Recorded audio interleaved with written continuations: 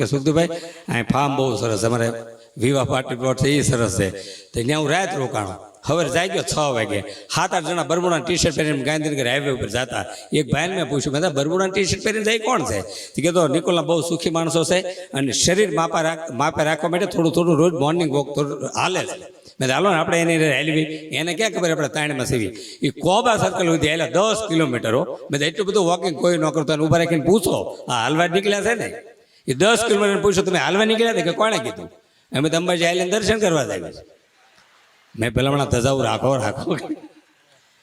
હવે અમારે એનું આમ ફાઇનલ હતું, અમારે પાછું ફાઇનલ હતું. હવે કરવું હું? મેં એક કામ કરો, 250 ગ્રામ ગાંઠિયા મગાવો, 2 ચા મગાવો અને પછી આપણે હાલવી. 250 ગાંઠિયા 2 ચા મગાવી. કંઈક ભિખારી આમ થયું, મેં તારા ગાંઠિયા ખાવા છે કે તમે ખવડાવો ખાવી. 250 ગ્રામ ગાંઠિયા ભિખારી ખાઈ ગયો, 250 અમે ખાઈ ગયા. હોડકાર ખાઈને ઉભા થયા. પછી અમને ખબર પડે અમે બરમુડા ટી શર્ટ પહેરેલા, ખિસ્સા આમ નામ કરતા ભિખારી ઓળખી ગયો કે નથી. મેં હવે આબરૂ જ આવે ને, પણ ભિખારી તાજો બદલી થઈને આવેલો. એ કે હું મૂંઝાઈ ગયા ભલામણા, તમે કીધી આ બાજુ આવો. હું બિલ સૂકી દઉં, કંકુવાળે નોટું કાઢી અને અમારા બિલ સૂક્યા એમ નથી. ઓહો, લોકો ડાયરામાં પણ એટલા રૂપિયા, પણ આપણે ભિખારીના ગાંઠિયા ખાવાના. ભિખારી કીધું મેં એવા માણસો નથી, તો અહીંથી રિક્ષા બાંધી લે. હું બોલ્યા ને, તો અહીંથી રિક્ષા બાંધી લે. મેં કે સાન ગાંઠિયા બરોબર છે, હવે રિક્ષામાં રહેવા જો ને. પણ મેં કલાકાર છે કે ભિખારીના ગાંઠિયા ખાઈ જાય, કલાકાર જ હોય. એટલે આ મેં કીધું ને મજા છે. હા, એમાં ભારતની જ મજા છે. હમણાં વિદેશના ભૂરી આવ્યા હતી કે સૌરાષ્ટ્રમાં ભગવાન છે, કે તમે ક્યાં જોયા? તો કે સકડો રિક્ષામાં 40 જણા બે 3 વ્હીલમાં ભગવાન સિવાય એટલું બેલેન્સ રહે જ નહીં. અને જ્યારે સકડો રિક્ષાનો એક્સિડન્ટ થાય તે પેસેન્જર જ મરે છે, ડ્રાઈવરને કાંઈ થતું નથી. આખો સકડો કૂવામાં પીડ્યો ને બીડી સુધી બહાર બેઠો, આમાં પીડ્યા કે બહાર કરે કે ના એનું નિમિત્ત હમણાં મેરી થાય, મારી નાખે. ભાઈ સકડો રિક્ષા તો મહાભારતના યુદ્ધ વખતે હોત ને, યુદ્ધ અઠવાડિયામાં પૂરું થઈ ગયું હતો. આમથી ભેસમાં ભગ કરતા હોય. ક્યાં છે અર્જુન? તો કે જામનગર સર્વિસ કરાવવા ગયા છે. હમણાં યુદ્ધ બંધ રાખજો. કેમ? તો કે ડીઝલના ભાવ ઉડ્યા છે. અહીંથી ને અહીંથી ઉડ્યા.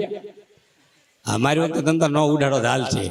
એક ગામમાં ગયો ને તો 100 રૂપિયા કોઈ ઉડાડ્યા, લાઇટ વહી ગઈ, ગામ ચોરી ગયું. તો સરપંચ કે પેલા હમણાં 100 રૂપિયા ઉડાડે એ તમે ચોરી ગયા, આપણા ગામને આબરું શું? હું લાઇટ બંધ કરી દઉં છું. જેને પ્રસ્તાવ થયો હોય એ પૈસા પાછા મૂકી દેજો. એ લાઇટ બંધ કરી શરૂ કરી કે પેટને દબલાય કોક લઈ આવું તાણવાળું ગામ. એટલે ખૂબ સરસ પ્રતાપગઢ ગામ. અને મને ભાઈ યાદી આપી, ભાઈ ધ્રુવિત ક્યાં છે? હા, ધ્રુવિત ઉભો હતા. શિલ્પાબેન, અમારા નરેશભાઈ લાઠિયાના બેન, એમનો આજે જન્મદિવસ હોય, એમને ખૂબ જોરદાર તાળીઓથી આપણે એમને વધાવી લઈએ. અને અમિતાબેન, હું વિનંતી કરું કે જ્યાં હોય ત્યાંથી ઘડીક એમને ઊભા કરે આવ્યા હોય તો. એમણે 42 વર્ષ પૂરા કર્યા છે. એકવાર જોરદાર તાળીઓથી એમને વધાવી લઈએ. અને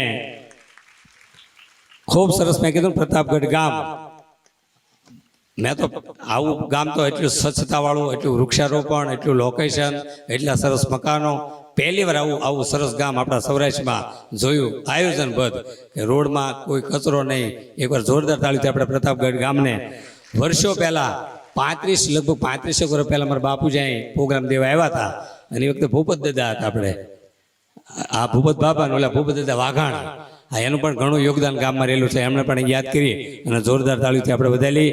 અમારા નાગજીભાઈ રીજિયા, નરેશભાઈ લાઠિયા, રાજુભાઈ વાઘાણી, રાજુભાઈ રીજિયા.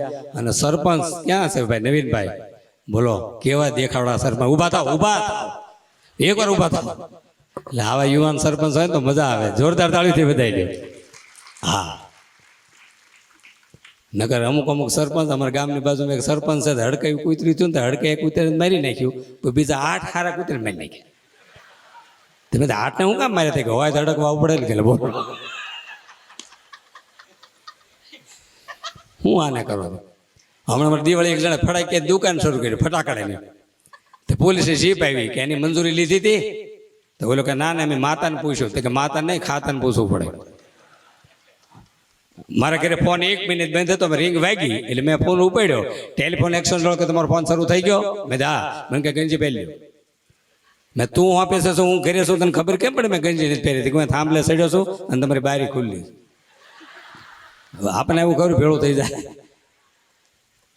એટલે બહેનોનું તપ છે. જે કાંઈ મજા છે લગ્ન ને વિશાળ વચ્ચેની છે અને લગ્ન પછી અઠવાડિયું તમે જમાવટ જુઓ અને આ બહેનોને કહું છું હો, ભગવાનની ભક્તિ કરો ને તો માવતર ન મળે. તો આમાં જો વડીલો ફાળિયાવાળા 7-8 જણા બેઠા છે.